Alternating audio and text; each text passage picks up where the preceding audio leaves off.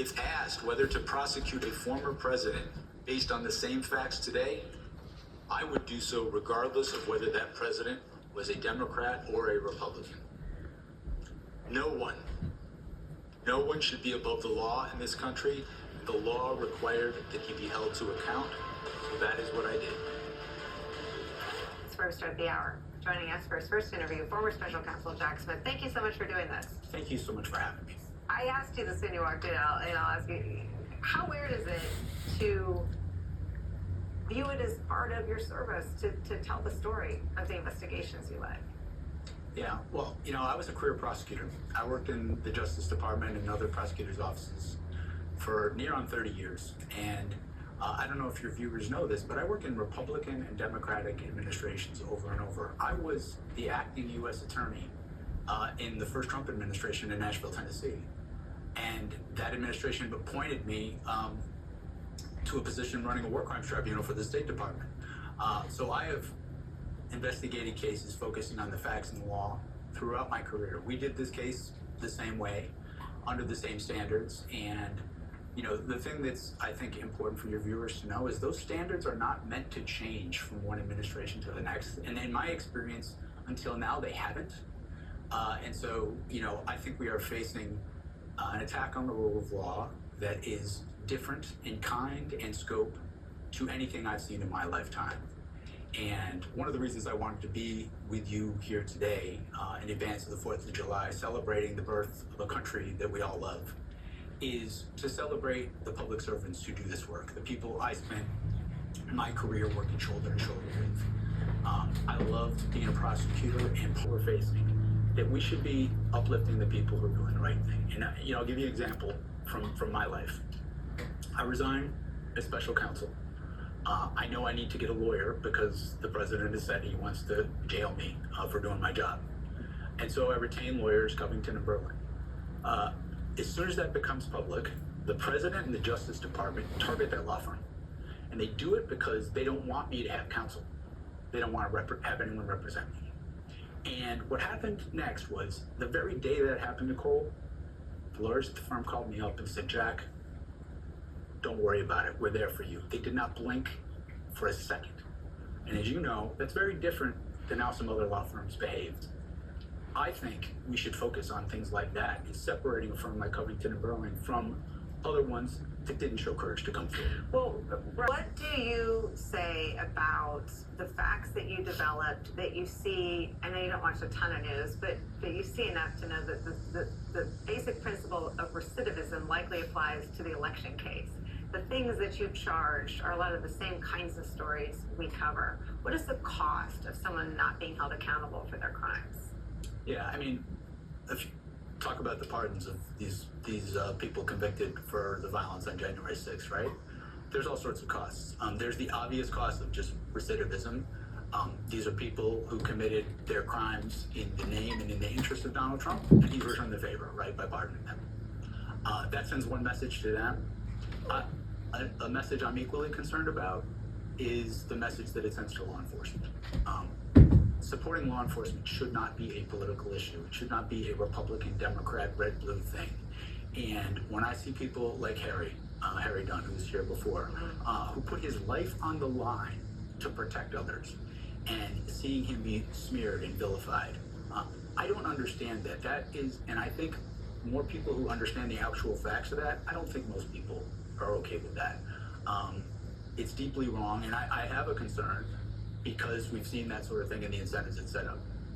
What do you make of the fact, do you support this theory that the pardons were step one, the slush fund is step two, and sending a message to the violent insurrectionists that not only would they not be criminally accountable for their crimes, but they'd be paid for their service? Yeah, listen, I have no unique insight on that. I see the same things you see. Regardless of whether it sets an incentive system that you're suggesting, it's just plain wrong, right? I mean, our country is built on values. That's what binds us all together. And my view has always been that those values don't have anything to do with political parties. When I'm a prosecutor and I have to get credibility, build credibility with a judge or a witness, the jury, right? It's not about politics. It's about truthfulness, integrity, being decent to each other, exhibiting kindness, judgment. I think those are the things that bind us together, and those are the sort of things we should lean into. Like I feel like personally, as divided as we are, if we lean into issues of integrity more, that's the best hope to get people more back together than we are now. Do you think we still have a common definition of integrity? I think we do, but I also, for me personally, if I'm going to have that discussion, like I said, I travel around and I go to places where people don't expect me to be. I do events, athletic events where I travel, and I'll be in like rural areas of different parts of our country, and people will come up and talk. Endurance sporting events, right? Yeah, I use my bike bikes, things like that. But I go out in these places and I talk to different people. Yeah. People come up to me and it's interesting because they don't expect me to be there. Mm-hmm. And I have to say, the vast majority of people are really appreciative of my service and the service of our team. But even when they're not, if you engage in a discussion with people and you're open to hearing them and not just kind of telling them what you think, I actually do think that people agree that integrity is a good thing. Do they believe that the crimes that do they believe the facts? I mean, do they ask you about the cases you brought, and do they believe you? Well, it depends on who you're talking about, Right. but often the people who are more skeptical know less about the facts. Mm-hmm. And I think one of the things that's hard for me in this process is, I'm a facts guy. Facts matter. Really big on that. and when you go in a courtroom, that's all that matters, right?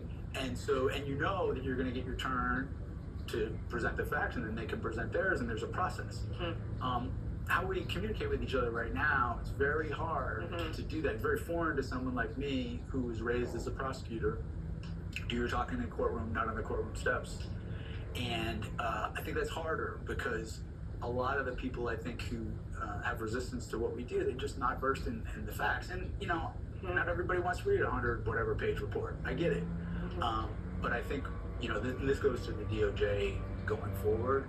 My view is that going forward, I think we can't get away from the issues of integrity and doing things the right way in facts and law.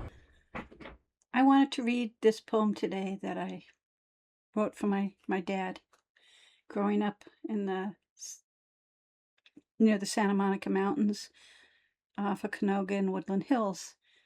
A bird song. Today I heard the sound of a singing bird. What type of bird I do not know. A sparrow or maybe a bluebird sings this lovely song of summer and spring. I've heard this singing many times before. As an infant, I heard the singing near my parents' pool. As a child, I also heard the singing while sliding down a grassy hill. Now, as an adult of 40, I remember all the times I've heard the singing, the same song, but from different birds. This lovely song of summer and spring. In California, I've heard their tunes hundreds of times. I've changed so much since the first time I heard the birds singing till now. I assume I will hear the same song 100 times more until I grow very old. I think of the song of the singing birds, of all the birds who have sung the song, so many birds singing the same tune. I wonder, and I'm comforted, listening to the tunes of the singing birds. It is the ever-living song, this lovely song of summer and spring. For some day when I pass on, as the many birds who have sung their songs, my children and hopefully grandchildren and great-grandchildren will hear the same song, hopefully linking us together, as the same song links my sweet birds together. The singing from the sky, the trees bringing us all together. The song will not have changed one note, this lovely song of summer and spring. Holly Cornell, May 23rd, 1993.